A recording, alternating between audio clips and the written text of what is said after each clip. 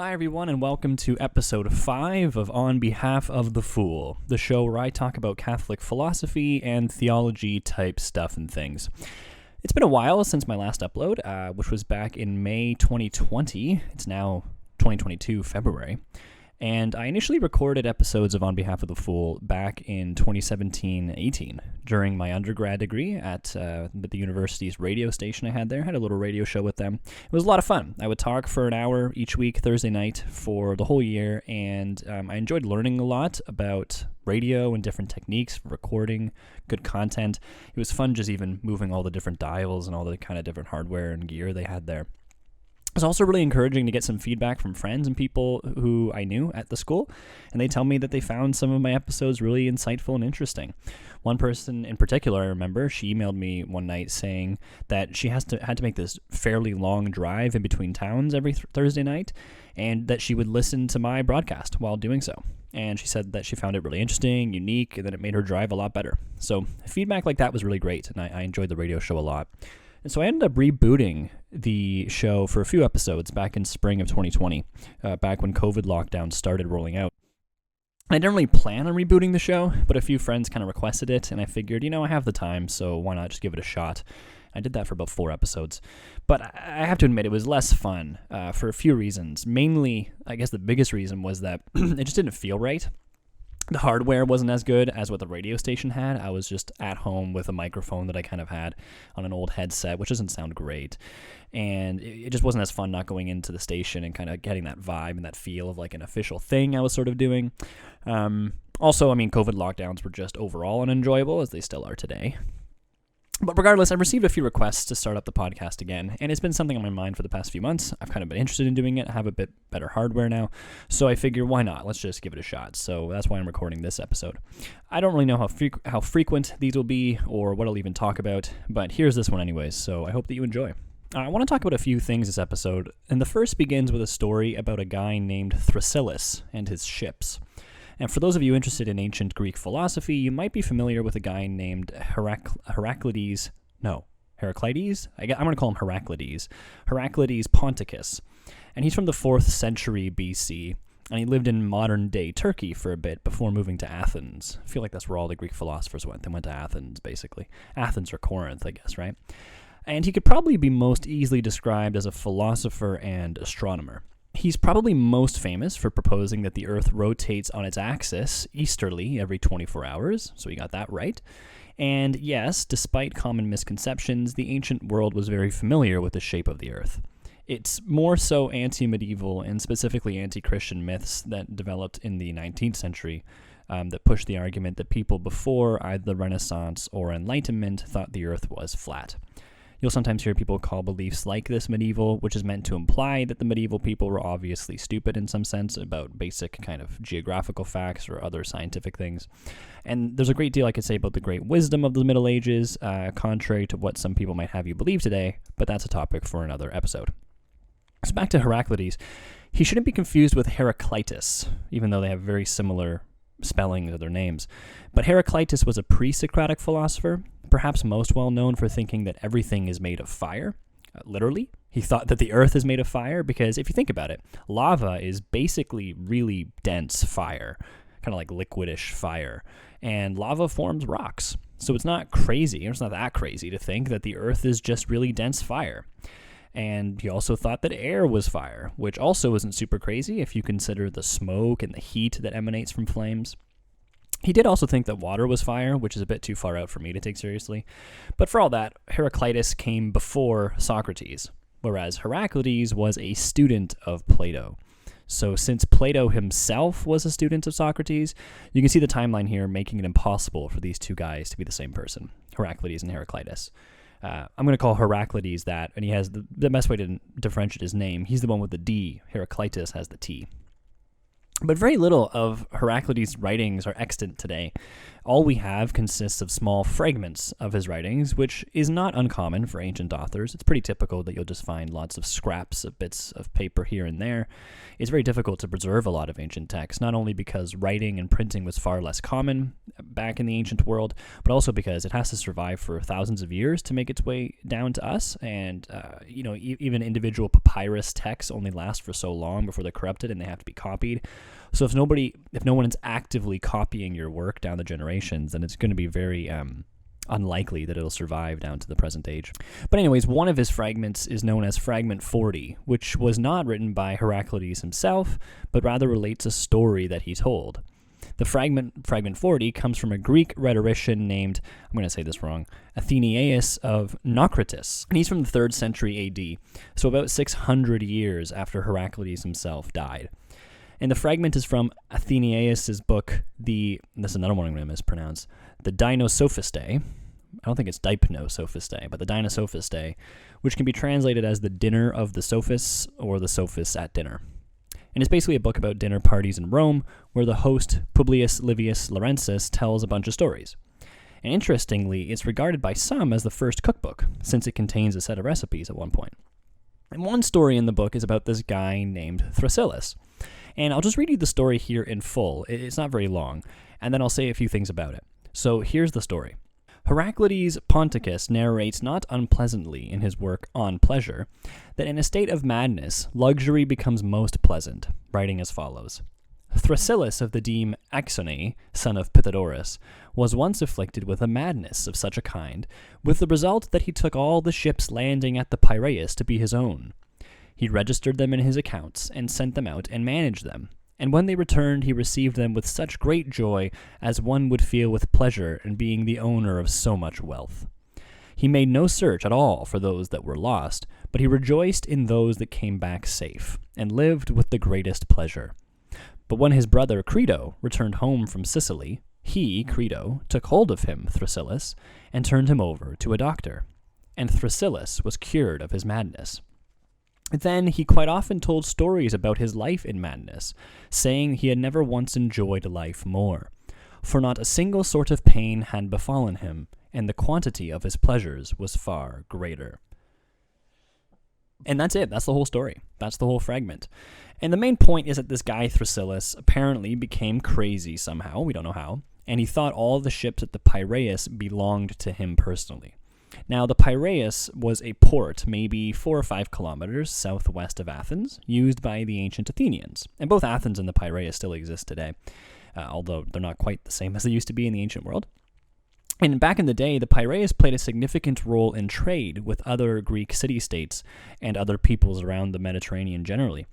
And it also served as a significant source of tax revenue for the Athenians, in addition to serving military purposes in multiple wars. So it's a pretty bustling place, pretty important place. If you've read Plato's Republic, the Piraeus might sound familiar, since at the very beginning of Book 1, Socrates and Glaucon are walking back up to Athens from the Piraeus when they're stopped by Polemarchus and Adeimantus. And this encounter leads to the long and complex dialogue that makes up the rest of the Republic. So Thrasyllus becomes crazy. He thinks all the ships at the Piraeus belong to him, when in reality they belong to a bunch of different merchants and tradesmen whom Thrasyllus probably doesn't even know. So he's looking at all these ships thinking they're his, and it's just people doing their business with these ships. They don't belong to him. But he's so crazy that he genuinely believes all these ships are his. He records their coming and going, and he believes genuinely that when they go out and make more trades, that they're doing this on his command, and that when they come back with riches, that all of that money belongs to him. And furthermore, the ones that don't come back, he doesn't even think about, since the implication is that they probably got into an accident and sunk out at sea somewhere. But that would be a bad thought, so his madness doesn't let him entertain it. It's all happiness and rainbows and sunshine for him. Now, apparently Thrasyllus' brother was Credo, who was friends with Socrates according to Plato's dialogue, especially if you read the Credo, dialogue named after him. And one day Credo comes home from a trip and, realizing that his brother's crazy, brings him to a doctor to be cured. And the doctor somehow cures him, it works, and Thrasyllus no longer believes that the ships at the Piraeus belong to him. So far it kind of seems like a pretty good story. He was crazy and now he no longer is, right? But the really interesting part is this. that after being healed of his delusions, Thrasyllus would regularly tell stories to people about how he never enjoyed life more than when he thought all those ships belonged to him. He got so much joy out of the belief that he was a wealthy ship owner that ever since being cured of this delusion, he was never nearly as happy as when he was deluded. And further, his life when he was deluded and crazy was full only of pleasures, and he didn't experience any pain, because again, he would ignore all of those ships that didn't come back. However, since being cured, he feels new sufferings previously not experienced. And I remember when I first heard this story from a friend of mine who was studying Heraclides' writings, I felt that his experience was so relatable. Not because I've ever actually had a delusion in the same way that Heraclides has. I never thought that some set of trucks or something belonged to me when really they didn't. But rather, I think that I can relate to the experience of seeing your life in one way and kind of being happy that it is that way. There's a certain amount of success and security and pleasure involved in the way that life is. And then having that vision, that worldview, the way you see your life and yourself, turned completely upside down. I think most people can probably relate to this in some respect. I suspect that most people undergo some degree of this kind of flipping, and it can be a tumultuous kind of turmoil-filled experience around the age probably of like early adulthood. Think about it, you graduate from school and you get a job and you move out, and a lot of things change in your life. And you likely come to see things very differently, especially maybe in your early 20s than you did when you were a teenager. And it's not uncommon for people to reminisce about how much easier and cozier life was back when we were kids in the good old days. You don't have to work, pay taxes, worry about relationships or careers, anything like that. It's much simpler, and we can kind of look through rose-colored lenses and see that time as being maybe better and cleaner than it actually was. Now, I can relate to this shift that occurs upon entering adulthood, but that's not primarily what the story reminds me of. What actually immediately came to mind while my friend was telling me the story the first time I heard it was the turmoil that some experience and that I think I've experienced to a degree as a result of my conversion to Catholicism a few years ago. I don't want to turn this episode into a vocation story, but suffice it to say that my life has changed drastically once I fully committed myself to being a member or a follower of Christ in the church. And not always for the better, not always for the easier. And what I mean by that is that although I think it's very good, true, and beautiful, these are kind of the three transcendentals that the Catholic Church, the Catholic faith talks about. I think it's very good, true, and beautiful that I now am Catholic, and I believe everyone should be, and it's better for everyone to be. That doesn't always mean that it's been easy or even joyful. In fact, I'd say my life's gotten much more difficult ever since my conversion, and largely because of it. It's not just that it's gotten more difficult in the past few years for unrelated reasons and the timing has just been unfortunate, but I mean that there are struggles and sufferings in my life that are directly linked or caused by my being Catholic. And reflecting on this reminds me of something that C.S. Lewis wrote in a book called God in the Dock, which is a collection of essays and speeches that Lewis produced. I think God in the Dock is the name of one of the essays, but then also there's a collection by the same name that includes that essay. And by the way, I highly recommend that you read some C.S. Lewis at some point before you die. I'm not really a big fan of fiction, like reading fiction, so I haven't read Narnia, although I hear it's great. But you should definitely read some of his nonfiction.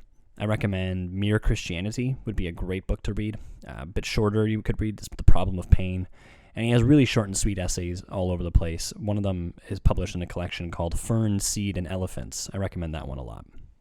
Now, Lewis was an atheist for much of his adolescent life, but he converted to Christianity in 1931, so I don't know how old he would be at that point. I guess he'd be in his 30s, partly because of the influence of his friend J.R.R. Tolkien, the author of The Lord of the Rings. And in the God in the Dock, that essay I mentioned, he includes this line. He says, "I didn't go to religion to make me happy. I always knew a bottle of port would do that. If you want a religion to make you feel really comfortable, I certainly don't recommend Christianity." And I second Lewis's sentiment. I think he's onto something here. The main thing that led me to my conversion wasn't the promise of peace or joy or security, nothing like that. Actually, a big part of me really didn't want to convert because I could clearly see many things that I enjoyed that I'd have to give up in my life in order to be a good Catholic, or other things that I really enjoyed not doing that I would have to start doing for the same reason. But the main thing that led me was my conviction of the truth, that there was truth involved in this conversion. And despite some of my best intentions, I couldn't convince myself that atheism was true or that the Catholic Church wasn't the true church. So the philosophical, historical, and theological evidence convinced me to the point that I knew I had to either convert or knowingly lie to myself the rest of my life. And it's this thing, truth and this relationship to truth that I want to focus on next and pretty much for the rest of the episode.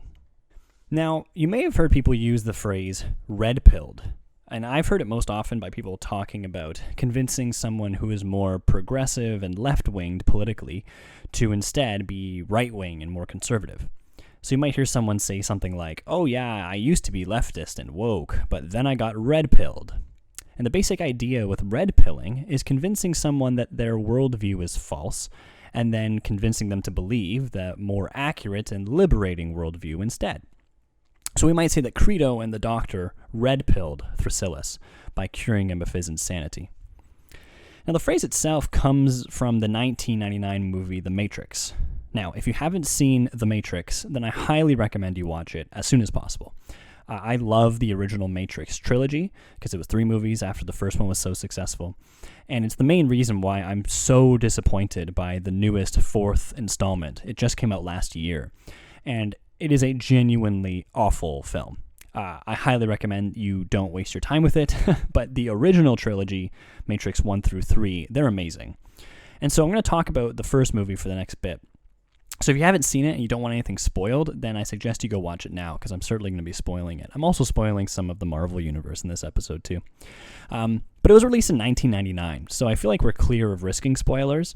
And actually, I think that if a movie or TV show has been around for at least a couple weeks, then it's exempt from spoiler protection. Like, if you really don't want a story spoiled, then I think it's fair to give you a couple weeks to go and see the movie or watch the show, whatever it is. And any longer than that, I mean, we can't blame other people for talking about it. The whole world can't wait, in this case, decades, for you to finally watch a movie. Or when people talk about, Shakespeare, I haven't read Romeo and Juliet, don't spoil it. It's been like 400 years, I think it's out of the spoiler protection zone at this point. And 2 things actually come to mind. That firstly, even if someone does give away the plot to a story, there's so much more that goes into a great story than just the plot points. So it's not as though the whole experience of watching the movie, for example, is ruined for you. There are some movies that I've watched literally dozens of times, and so I know exactly what's going to happen, but I still love it nonetheless. It's still a really great piece of art, like The Dark Knight, for example, Batman. Great movie, a fantastic movie, and I've seen it probably 20 times. But secondly, also, there are so many great stories out there that even if someone ruined 10 stories a day for you, there would still be uncountably many more for you to enjoy. So I find the whole concept of spoilers a bit strange. But anyways, spoiler warning, there it is. I'm going to be spoiling The Matrix for you. Okay, so if you haven't seen The Matrix, here's a brief recap of what it's all about. So you got the main character, his name is Thomas Anderson, and he's a software programmer by day and computer hacker by night who goes by the alias of Neo. Now, Thomas Anderson is a significant name in the film because it's a very common North American name, so it could conceivably belong to anybody, which is supposed to contribute to the sense of him being an anybody and therefore being a nobody. And it's also significant because Anderson etymologically means man or even son of man, Ander, son, right? And he becomes quite a Christ figure in the trilogy, which other characters in the film make very clear by the way they talk about him very early on in The Matrix. Hallelujah. You're my savior, man. My own personal Jesus Christ. As for the name Neo, it's short for neophyte, which means a newcomer to something, especially a religion. And literally, it also means new. And so it doesn't take much brain power to realize that Neo is therefore the new man, just like Christ is the new Adam. And it also makes sense, then, that when Neo goes to meet Morpheus in person, so to speak, he arranges to have Neo picked up under the Adam Street Bridge. Now, do you still want to meet? Yes. Then go to the Adam Street Bridge. So there's plenty more Christian symbolism in the movie, which lots of other people have called attention to. And it's really fascinating to learn about. It's really cool. But I'll call attention to some of these points as we move along, because I find it really cool too. So Mr. Anderson, or Neo, he's living his life in an unsatisfying way. He's going through the motions of life, but he knows that something isn't quite right. Something's missing. In one life, you're Thomas A. Anderson, program writer for a respectable software company. You have a social security number, you pay your taxes, and you help your landlady carry out her garbage. And through his online hacking adventures, if you will, he comes to learn of something called the Matrix, and a man named Morpheus, who's somehow associated with it, but he doesn't know much about either. Now one day Morpheus calls him and puts him in touch with another character named Trinity. And she becomes part of the series' main love story between Neo and Trinity, and her name clearly evokes God, right? The Holy Trinity, Father, Son, and Holy Spirit. So it makes sense, actually, that Neo and Trinity fall in love, since God is love and each person of the Trinity perfectly loves each other person of the Trinity. And so, although in the movie the love is more romantic, or what the Greeks might call eros, whereas God's love is kind of above all forms of human love, and it's known as agape, still, I think it's a fitting name for her character. Now, without getting too distracted from what we're talking about here, by the way, I do want to mention that Trinity is a really badass character. She has her own story arc and personal development, and so it's almost like a subplot or a secondary plot happening along Neo's, who is the main kind of protagonist in the series. So it really bothers me that the fourth Matrix movie tried to reinvent her character and make her into some kind of superhero that totally doesn't fit her progression throughout the trilogy. It looks like Lana Wachowski, the director, wanted to push a more kind of feminist narrative of girl power with the fourth film, but kind of did it at the cost of ruining all the work that went into her character in the first three movies. I mean, the fourth movie goes so far as to basically make her the one, when throughout the entire original trilogy, Neo is clearly the one. So it really upset me that Wachowski couldn't see that Trinity is already a really strong character on her own, and that trying to make her even stronger just made her unbelievable, and it really broke the fourth wall for me. So Trinity is able to set up a meeting with Neo and Morpheus, whose name comes from the Greek god Morpheus, the one associated with sleep and dreams. And that you'll see why that's relevant in just a moment. Now, Morpheus explains to Neo that his life is a lie. Everything he knows is actually an illusion, a kind of dream world, to keep his mind imprisoned and incapable of seeing the truth. Now, this illusion is known as the Matrix. The Matrix is everywhere. It is all around us. Even now, in this very room. You can see it when you look out your window or when you turn on your television. You can feel it when you go to work, when you go to church, when you pay your taxes. It is the world that has been pulled over your eyes to blind you from the truth. What truth? That you are a slave, Neo. Like everyone else, you were born into bondage. Born into a prison that you cannot smell or taste or touch. A prison for your mind. He then offers Neo a choice by handing out two pills, a blue pill and a red pill. If Neo takes the blue pill, then he'll go back to his life as if his encounters with Morpheus and Trinity never happened, and he won't remember any of it. But if he takes the red pill, then Morpheus will show him the full truth of what reality is really like, outside of this illusion of the Matrix. Of course, Neo chooses to take the red pill. It would be a pretty boring movie if he didn't, and that's the path of truth, from freedom from slavery, which is why red pilling is such a powerful symbol for changing someone's worldview. Now, after taking the red pill, Morpheus and his team, they're able to free Neo's mind from the Matrix, and they basically unplug him from the Matrix. And so it turns out that the world Neo lived in for the first 30 or so years of his life, which is a significant number again, since Christ would have been in his early 30s when he was crucified, and that this 30 years of his life consisting of work and family, friends, cars, buildings, trees, everything, it's actually just a shared computer simulation known as the Matrix. Almost everyone in the real world is plugged in, like physically plugged into this simulation from birth, and they all live life totally unaware of that fact. In the real world, there are very few human beings left in a post-apocalyptic planet dominated by advanced AI machines. So they're all trying to survive, but the billions and billions of humans live in coffin-like, liquid-filled bubbles with their minds and bodies plugged into the Matrix simulation. So the story goes, how do we get to this point? The story goes in the early 21st century, humans invented intelligent AI, and they became a little bit too intelligent, which led to a war between man and machine. And supposedly things got bad enough that humans decided to torch the sky, as Morpheus puts it, and essentially plunge the planet into a nuclear winter. The hope was that covering the Earth in perpetual cloud cover would starve the machines of their main power source, the sun, since the machines ran on solar power. But the machines adapted and began harvesting human beings as batteries, since the human body produces its own natural energy, bioelectric energy. And so through a combination of this biochemical energy and a form of fusion, which Morpheus doesn't explain, probably because it's not actually possible, the machines now use human beings to power themselves and their cities instead of the sun. Now, the Matrix is designed to simply keep human minds occupied, so that the humans are able to live long enough to serve as useful energy sources for the machines. Morpheus and his crew are some of the few humans that have either been rescued from the Matrix by other already freed humans, or they were born from two already freed humans the old-fashioned way. So those are the main points behind the concept of red pilling and the Matrix and reality. The Matrix is a kind of dream world that people take to be reality because they're in it from birth. And Neo taking the red pill is his symbolic way of choosing to reject that fiction and embrace the truth. Now, it's significant that Neo freely chooses to take the red pill, whereas in Heraclides' Fragment 40, it says that Credo took hold of Thrasyllus and brought him to a doctor.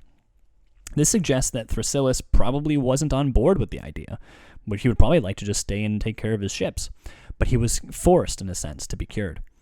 And Morpheus actually hints at this in the film as well with Neo.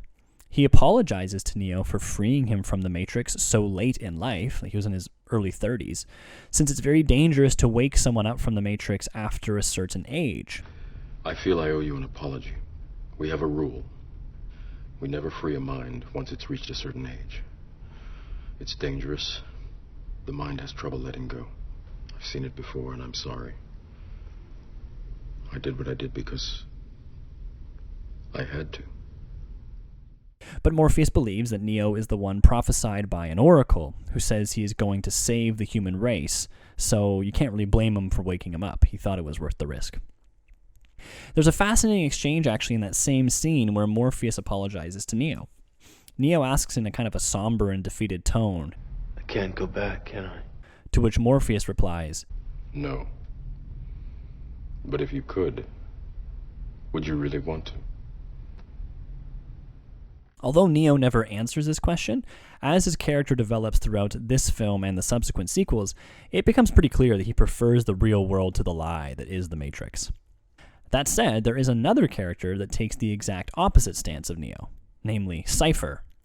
Cypher is both an antagonist in the film and a foil for Neo. Now, in literature, a foil is a device intended to illustrate information about one character through comparisons to another character.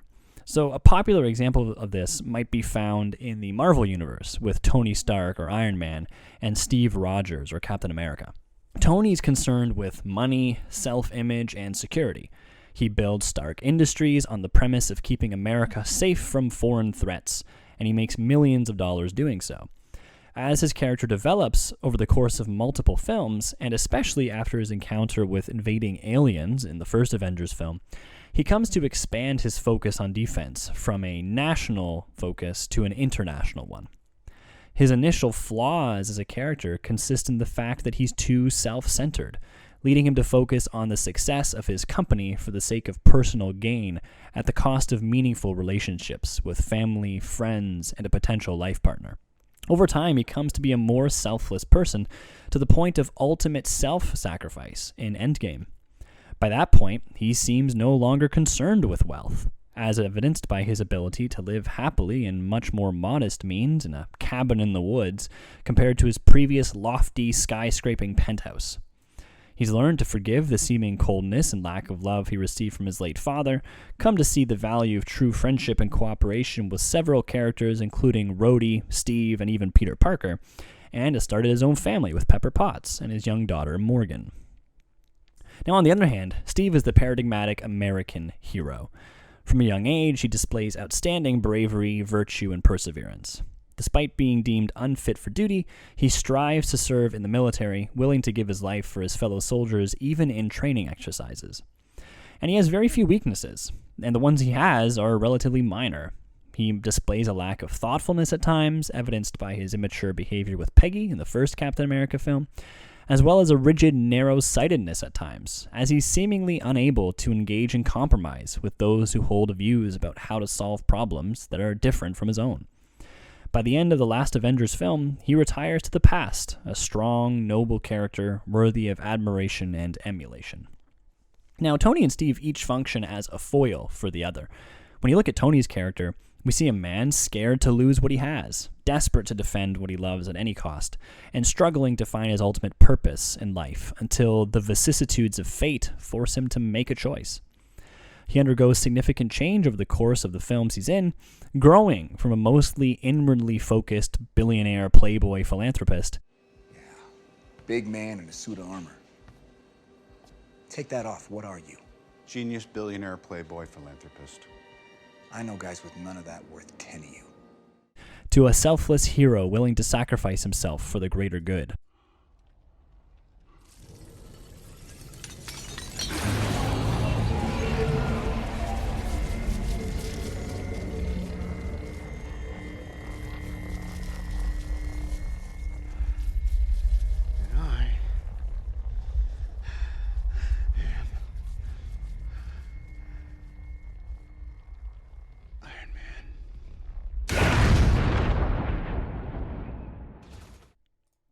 In contrast, Steve is consistently strong, brave, and determined, knowing what matters most and always committed to the ideal. He's a much more static character compared to Tony, rarely straying from the path, and regularly serving as a leader and role model for his other fellow superheroes. Now, it may be that the writers for the MCU were hesitant to give Steve any major character flaws because they didn't want to tarnish the image of Captain America too much, given the strong patriotism of the many millions of customers they were marketing towards in the US. Or maybe it was that there were already enough characters undergoing major dynamic changes over the course of the films, including Tony, Bruce, and Thor. Or maybe I'm just failing to recognize significant flaws that he does have here. But the point is, these are good examples of the literary device of a foil. So, Cypher is a foil for Neo. This is already apparent in their names, since Cypher sounds like the last part of Lucifer, Lucifer, the fallen archangel also known as Satan. And so just as Satan opposes God in Scripture, Cypher opposes Neo, the Christ figure in the Matrix. Furthermore, Cypher spelled with an I instead of a Y can also mean zero, which stands in opposition to Neo, since Neo is an anagram for one. If you rearrange the letters of Neo, you get one. Now, since Neo is the one who is to be the savior of humanity, it makes sense that Zero would oppose him and try to destroy him and the rest of humanity. It also fits nicely with the computer theme of the movie, since binary consists of just two digits, 0 and 1. Now, while Neo freely chooses the red pill and prefers to stay freed from the Matrix, since he realizes that it's nothing more than a prison made of lies, Cypher confesses that he felt tricked by Morpheus into leaving the Matrix. I know what you're thinking. Because right now I'm thinking the same thing. Actually, I've been thinking it ever since I got here. Why, oh why, didn't I take the blue pill? Ever since being freed, he's regretted his decision to the point that he wants desperately to get back in. This leads him to cut a deal with a computer program able to reinsert his consciousness into the Matrix in exchange for treacherous information about Morpheus and the other resistance fighters. He explains that he desires nothing more than to enter back into the Matrix as a rich and famous man enjoying the luxuries of life. He expresses it all aptly in the single phrase, "Ignorance is bliss." Cypher knows that the Matrix does not constitute reality in the same way the real world does, but he doesn't care. He's grown impatient and frustrated with the struggles and pains of his liberated life, and his desire for hedonistic comforts and pleasures outweigh anything in him aspiring to higher ideals. In the scene where he formally commits to betraying Morpheus, the crew, and the rest of humanity, You can see his disappointment in himself, revealing that his conscience still assures him that he is doing the wrong thing. But he suppresses that little voice in the back of his head, probably with the reassurance that in just a short time he will be back in the Matrix with his memory wiped and will be able to live happily without the faintest semblance of guilt. Cypher's abdication of responsibility, lack of commitment to righteousness, and lack of perseverance in times of struggle ultimately result in his untimely destruction at the hands of another crew member, Tank, acting in self-defense. Tank is a character eminently responsible, moral, and dedicated. So it's a fitting end for an evil and treacherous character, although it would of course been better for everyone involved if Cypher could have been saved from his dark ways before it was too late. The Christian message is that in this life it's never too late. Forgiveness and rehabilitation or repairing old relationships, this is always an open option. But of course, should one knowingly, willfully, and obstinately persist in sin until the end, hell is the result. But I do want to talk about hell in another episode, so I won't spend any more time talking about it here. Suffice it to say, Thrasyllus sounds more like Cypher than Neo to me. He does not freely choose to be rid of his fantasy of owning the ships, but rather was compelled by Credo, similar to how Cypher felt tricked by Morpheus. Upon being healed of his delusions, Thrasyllus' life became full of new sufferings, similar to the pains Cypher associates with his new life in the real world. Finally, Thrasyllus seems to suggest that his life was worse off after being cured of his madness, just as Cypher comes to the conclusion that the ignorance of the Matrix is bliss compared to the afflictions of the real world. Despite being cured of what is objectively a delusional illness, Thrasyllus is an overall less joyful man. Although he never explicitly says it, it sounds to me like, at least in some degree, he wants his ships back. Now, this story of Thrasyllus and his ships, and the connections between that and Cypher and Neo in the Matrix, I think all of this stuff is interesting on its own, but I also think it has instrumental value for living our own lives. We can kind of extract some lessons from this whole conversation. And I want to offer some thoughts regarding what to do if you find yourself red-pilled, but desiring, at least to some degree, like Cypher, to be plugged back into another life in the past. Now, it may seem odd that Cypher would want to go back to the Matrix, given the fact that he is fully aware of its unreality, but Cypher doesn't think the sufferings associated with the real world are worth enduring, even if it does mean liberation from his absolute enslavement to the machines. And this is further compounded by the fact that Cypher still feels enslaved, even outside the Matrix, on at least 3 fronts. Firstly, the real world is literally dark, cold, and full of terrifying threats around every corner. Cypher and the crew are aboard the Nebuchadnezzar, one of a small number of hovercraft ships used by the humans to navigate the vast network of underground tunnels beneath the machine cities. Space and privacy are limited. The food is highly artificial and uncompelling. The environment is gray, dull, and industrial, and the crew spends months at a time in such conditions. Such an environment is necessary for survival, since the tunnels outside of the ship offer no sources of food, water, or shelter from violent and bloodthirsty machines known as Sentinels that are on constant patrol for humans. The surface of the planet is equally uninhabitable due to a lack of natural resources caused by the blotting out of the sun many years earlier, and the entire landscape is thoroughly dominated by the machines. The only semblance of life before the war that can be found is at Zion, the last bastion of human beings not still enslaved by the Matrix. Although Zion is referenced in the first film, we don't know how much time the crew spends there relative to their time spent on the Nebuchadnezzar. But given Morpheus' single-minded dedication to finding the One, it's probably safe to presume that the crew is the busiest out of all the other crews managing other ships. Given all these limits and restrictions on his life, Cypher's choices are far more narrowly confined than they were in the Matrix, even though such choices were ultimately illusory. Second, Cypher feels enslaved to the crew's captain, Morpheus. While betraying the crew in order to accomplish his plan of reinserting himself into the Matrix to live the hedonistic lifestyle he so desires, Cypher and Trinity have the following exchange.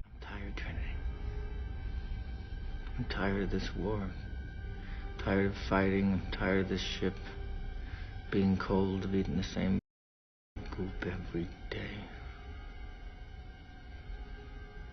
But most of all, I'm tired of that and all of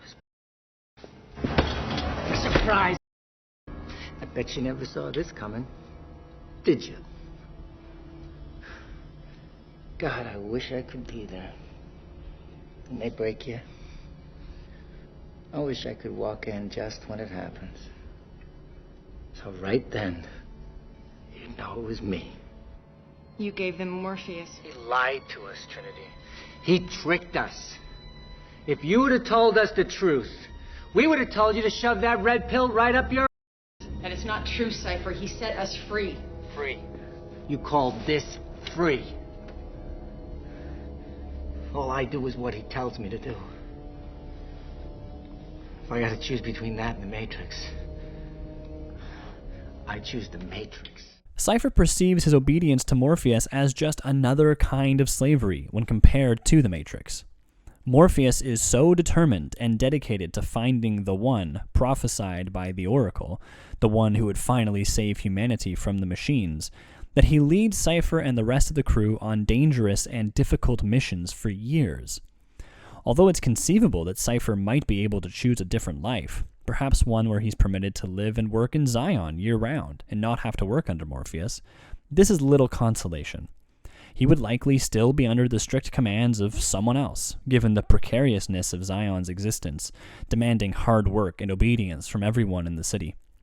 Furthermore, confessing his profound disappointment in the real world would likely prohibit him from ever being allowed to access the Matrix again, because he'd be a risk, thus certainly trapping him in the real world until his inevitable death. By betraying Morpheus and the crew, Cypher takes matters into his own hands in a powerful act of free choice, possibly the only one he will ever make in his life. Third, Cypher feels enslaved to his own feelings of disappointment and despair. This is made obvious by the fact the corrupting effects in his sufferings in the real world have upon him lead him to betray those closest to him. He's also enslaved, though, by his own passions, that the only life he deems worth living is one of constant pleasure, and his current life marked by sorrows he deems unlivable. But in addition to these feelings, Cypher also feels trapped by his feelings of desire for Trinity. When betraying the crew, Cypher tells Trinity,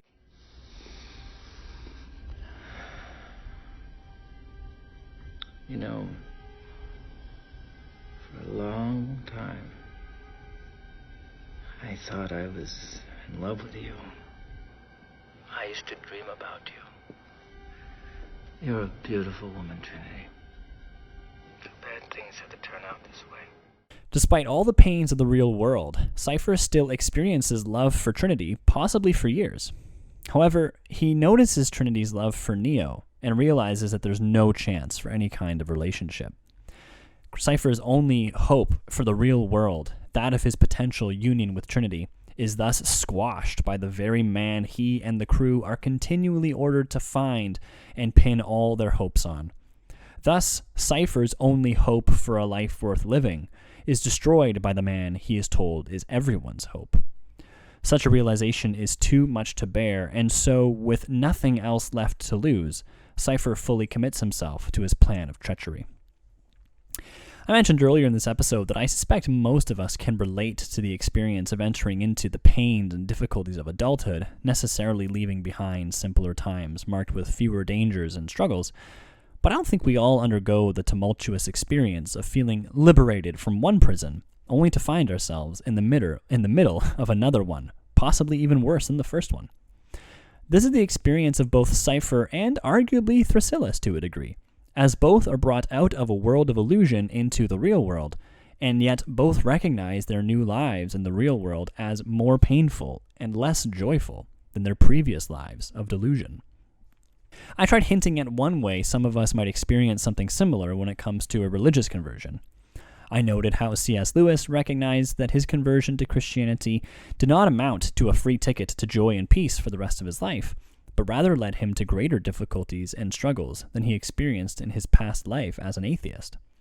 For Lewis, the reason he remained Christian was not primarily because of any pleasure or happiness it may have brought him, but rather because of the truth he recognized in the Christian message. He described his conversion this way: You must picture me alone in that room in Magdalen, night after night, feeling, whenever my mind lifted even for a second from my work, the steady, unrelenting approach of him whom I so earnestly desired not to meet. That which I greatly feared had at last come upon me.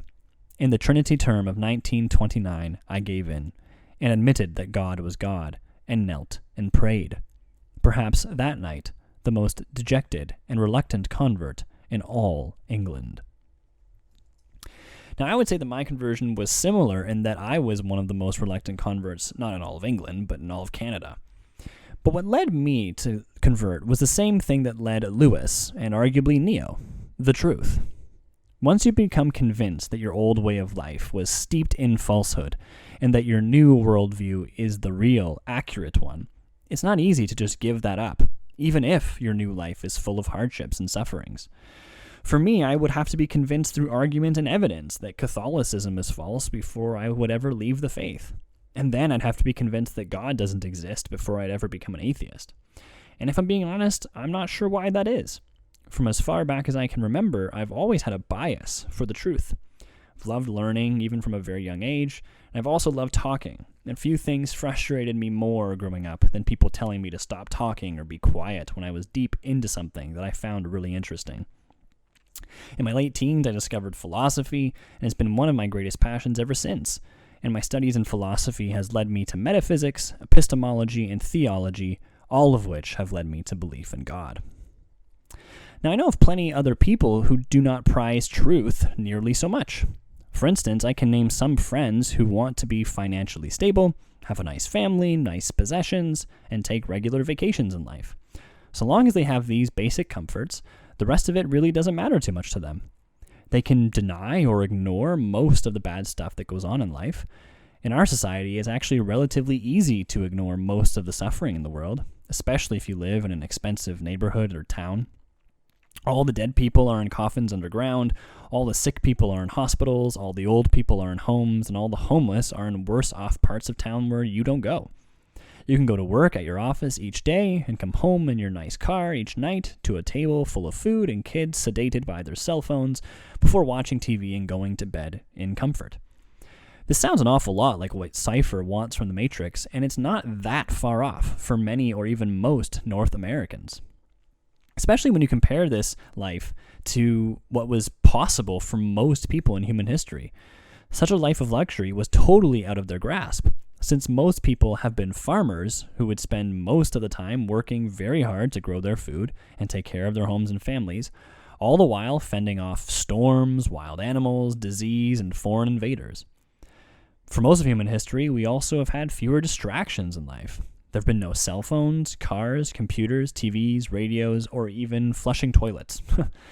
You would get entertainment in the form of conversation with your family and neighbors, stories and songs, simple games, and just admiring nature. It makes sense then that religion was much more powerful in these comparatively far less cluttered and simpler lives than it is in the lives of modern North Americans. I think a big part of the lack of religiosity in North Americans today is our relative luxury and distractedness.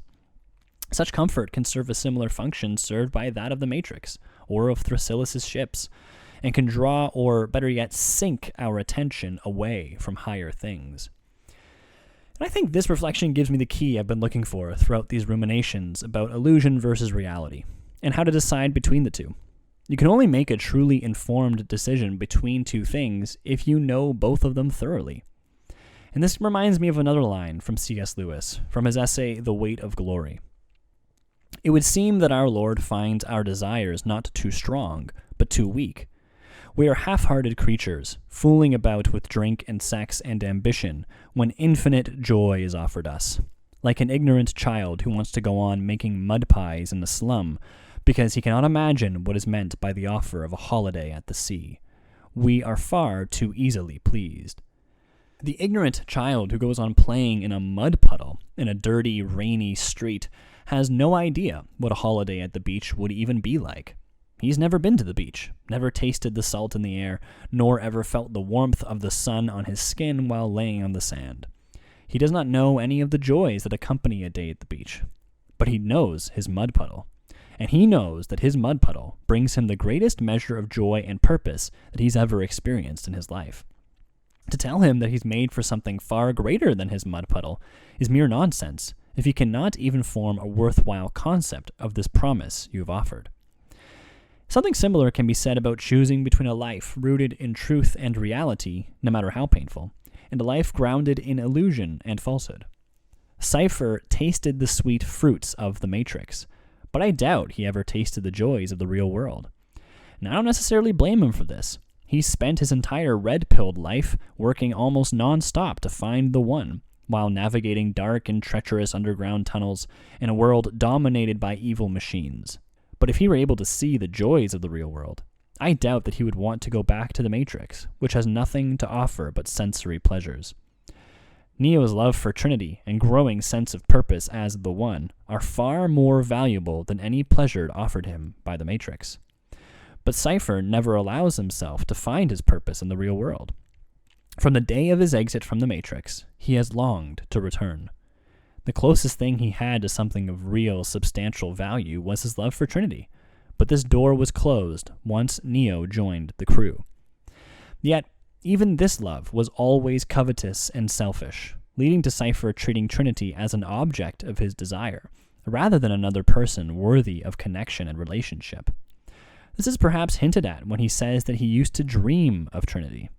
The Matrix is like one big dream world, and it is the realm of sensory pleasures, but has no true meaning. The fact that Trinity inhabits Cypher's dreams reveals that his love for her is similar to his love for the things of the Matrix. It is a superficial and illusory love. It is not the real deal. But anyone who's experienced the real deal, anyone who's been to the beach, knows that it's far more enjoyable compared to any mud puddle. Anyone who experiences the rich meaning of the real world knows that it is infinitely greater than anything within the Matrix. And anyone who has had even a glimpse of that true joy naturally made for human beings can see that it is of a totally different and greater kind than any fantasy or world of our own construction. On this point, Lewis's definition of joy agrees with that of Scripture. In 1 Corinthians chapter 2, verse 9, Paul writes, "What no eye has seen, nor ear heard, nor the heart of man conceived, what God has prepared for those who love him." Similarly, in Surprised by Joy, Lewis's autobiography, he writes that joy must be sharply distinguished both from happiness and pleasure. Joy, in my sense, has indeed one characteristic, and one only, in common with them: the fact that anyone who has experienced it will want it again. I doubt whether anyone who has tasted it would ever, if both were in his power, exchange it for all the pleasures in the world. But then, joy is never in our power, and pleasure often is. Although it cannot be grasped by words, or perhaps even by the understanding of the mind, true joy is to be found only in the truth. Illusion, fantasy, self-deception, and all other falsehoods, distractions, and concealing pretendings can never compete with the truth. In the words of G.K. Chesterton, although speaking about something else, between these two things is a difference of kind and not of degree. Thanks so much for listening. I hope that you enjoyed, and if you liked the episode, have questions or comments, or want to suggest topics for future episodes, please let me know.